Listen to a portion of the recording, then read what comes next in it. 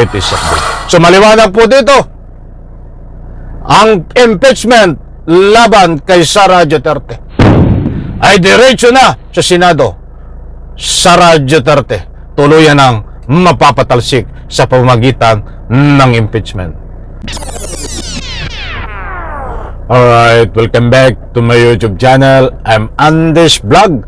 Nako, ito mga kaibigan, good news ito tungkol dito sa latest development ng impeachment complaint laban ho kay Sara Duterte. Diretso na sa Senado itong impeachment complaint laban ho kay Sara Duterte. Bibigyan po natin ng linaw ito, mga kaibigan. Nako ho, sa wakas, ito ang iniintay ng taong bayan. Marami ang nag-aabang. Kaya nga nagkaroon ng mga rally dahil ginigising ho ang natutulog na impeachment laban ho diyan kay Sara Duterte. At siyempre, napakalaking bagay, mga mahal, kung taga-subaybay ang inyong mga public opinion komento na binibigay nyo sa aking bawat post, at yan po ay ating ini-spread. So kabahagi po kayo, malaking tulong kayo, ang inyong mga public opinion, moral support na pumapabor kayo dito ho sa impeachment laban ho kay Sara Duterte. Mga kaibigan, ay ibabahagi ko po sa inyo itong resibo, katunayan na itong impeachment laban kay Sara Duterte ay didiretso diyan ho sa Senado, at pagkatapos hong may diretso diyan sa Senado ay lilitisin ho ito. Nako, ay kahiya-hiya ito.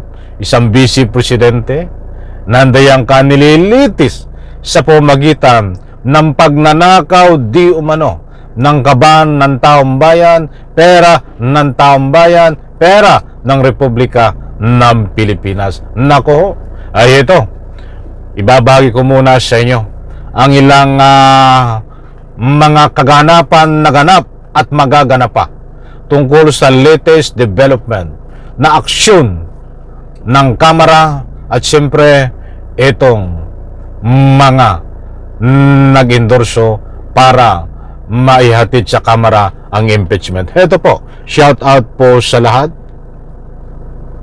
Hanggang may sesyon ang Kamara, willing maghintay sa aksyon ang endorsers ng impeachment complaints laban kay Vice President Sara Duterte kaugnay ng paggastos nito ng confidential funds. Si House Assistant Minority Leader Gabriela Women's Party List Representative Arlene Brosas umaasang magkakaroon na ng development sa mga reklamong ibig magpatalsik sa pangalawang Pangulo. Ayan mga kaibigan, na disclaimer lang ho. Ito pong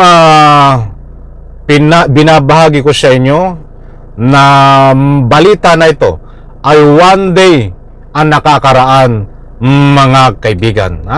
Hindi po ito bago, ito po kahapon pa. Binabahagi ko po sa inyo para mayroon ho tayong batayan. But dito ho sa bandang gitna, mga mahal kong taga-subaybay, ay ibabahagi ko po sa inyo ngayon lang ilang oras ang latest update. Kaya't nasabi nga po natin ang katunayan, ang resibo na ididiretso na sa Senado ang impeachment complaint para tuluyan ng litisin si Sara Duterte. Aba, huwag po kayong alis. Patapusin lang po natin itong mga naghihintay na ito, dahil hindi po nasayang ang kanilang paghihintay. Ito. Sa endorsers ng ikalawang reklamo laban kay VP Duterte. Willing to wait, pero sana magkaroon ng moves ngayong linggo na to, kasi huling mga araw na ng Kongreso, at dapat magkaroon ng action dito ang ating leadership. Hindi pwedeng pabayaan na walang nangyayari. Ayon naman kay House Deputy Minority Leader at Teachers Party List Representative Franz Castro, long overdue na ang impeachment complaints, pero kung 1/3 ng members ng Kamara ang mag-e-endorso ng anuman sa impeachment complaint bago matapos ang sesyon ng Kongreso, diretso na ito sa Senado. Ayan mga kaibigan, may nabanggit ho. Pero kung 1/3 ang mag-i-endorso, niyang impeachment complaint ay diretso na ho sa Senado. Ngayon ho, nabanggit yan ho dito sa balita na ito. Bibigyan ko po kayo mamaya dito bago sa bandang gitna nitong ating pagtatalakay ang katunayan na ito ay didiretso sa Senado. Mga kaibigan, patapusin lang po natin ito. Ala hanggang ngayon wala pa ring naghahain ng fourth impeachment complaint. Ayon kay House Secretary General Reginald Velasco, nakapagbigay na siya ng sapat na oras para hintayin ito. Kaya ngayong linggo, balak niya nang i-transmit ang unang 3 impeachment complaints laban kay Vice President Sara Duterte sa tanggapan ni House Speaker Martin Romualdez. Kaugnay ito ng kwestisyong paggasto sa confidential funds nito. Oras na ma-i-transmit sa tanggapan ni Speaker Romualdez ang impeachment complaints, kailangan na itong maisama sa order of business sa loob ng 10 session days. Kasunod nito, Ayan po mga kaibigan, ibinabahay ko po sa inyo. Muli kong inuulit, ito yung one day na nakakaraang na balita na ito para tayo may batayan. At dito susunod ko pong ibibigay sa ilang saglit ay ang katunayan na didiretso na sa Senado. Ito. i-refer na ito sa Committee on Justice sa loob ng 3 session days. I think we have given them enough time, so we will have to transmit the impeachment complaints within this week. Hanggang February 7 na lang ang sesyon ng Kongreso bago mag-break para sa election season at muli nang babalik sa June 2, 2025. Nang tanungin naman ng House official kung wala na bang pag-asang umusad sa 19th Congress ang mga reklamong ibig magpatalasik sa pangalawang Pangulo, ang tugon ni Secretary General Velasco. Hindi naman kasi nga anytime, 1/3 of the members can endorse it, can sign a complaint in my presence, and then diretso yun sa Senate. Hindi na dadaan sa Committee on Justice. Rosa Licos, Ayun mga kaibigan, tandaan po natin ang sinasabi niya diyan sa Kongreso na bagamat hanggang Biyernes na lang ang sesyon nila at mag-i-end na ay gagawin ay a 1/3 ng boto para madiretso sa Senado. Yan po ang usapan, isang araw ang nakakaraan. But ito ang ibibigay ko sa inyo na latest update, ngayon lang ilang oras na mainit-init pa balita. Ito, buhat po dito sa teleradyo, pwede nyo po itong puntahan at para mapanood nyo kasi ito ay nagka-copyright kaya hindi ko ma-play. But babasahin ko na lang po ito. Ito po ilang oras ang nakakaraan at nandiyan sa screen. Ipaplas ko buhat sa teleradyo. House to fast track impeachment versus VP Duterte soon. Nandiyan po sa screen. Ano po ang sinasaad pa? Naniniwala ang isang analyst na posibleng nagbabago na ang posisyon ni Pangulong Ferdinand Marcos Jr. hinggil sa impeachment laban kay VP Sara Duterte. Sa kabila ng pahayag ng administrasyon na hindi sinusuportahan ng Pangulo ang reklamo. Nagbago ang isip ng ating Pangulo mga kaibigan, kaya sabi nga ay bahala na ang Kongreso. Ngayon, hindi ko ma-play sa inyo ang video na ito. Yung pwede nyo pong puntahan diyan sa teleradyo at pwede nyo mapanood para na sa katunayan naman ay nandyan na resibo. Ang nilalaman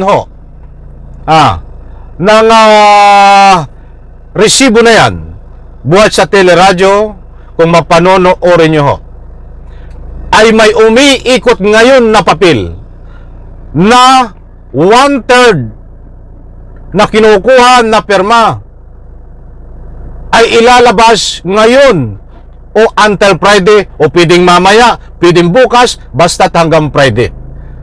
Nang sinasaad ho niyan ay ididiretso na sa Senado.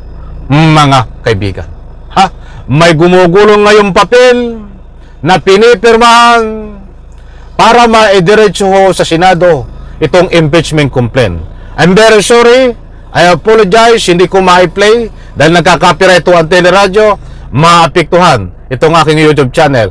Kaya para naman sa karagdagang impormasyon, dahil napakarami ang nagtatanong, nagagalit na ang taong bayan, bakit walang aksyon ang impeachment? Ngayon maganda ang latest update.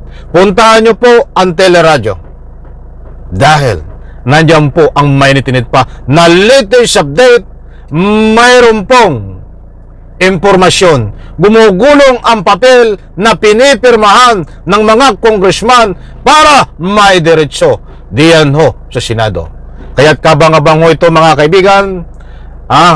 Pag hindi ngayon, bukas until Friday, ako po ay naniniwala, bagamat mabagal, gumawa sila ng paraan at gumagawa ng paraan ngayon para maaksyonan at diretso na sa Senado.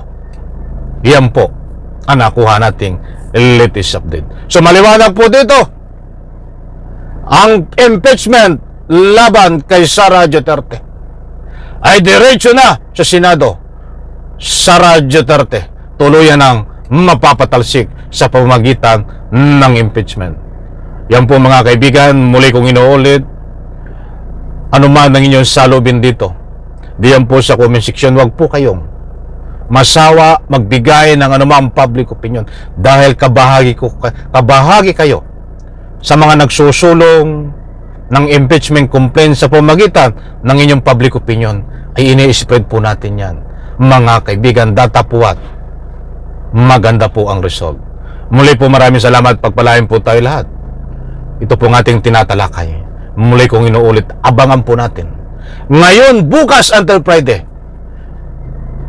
Ito na ang hinihintay ng tambayan, diretso sa Senado ang impeachment complaint. Kabang-abang mga kaibigan, tayo po ay may pinagbabatayan, hindi tayo nagpapakalat ng anumang fake news. Muli po maraming salamat, bye-bye, palakpakan.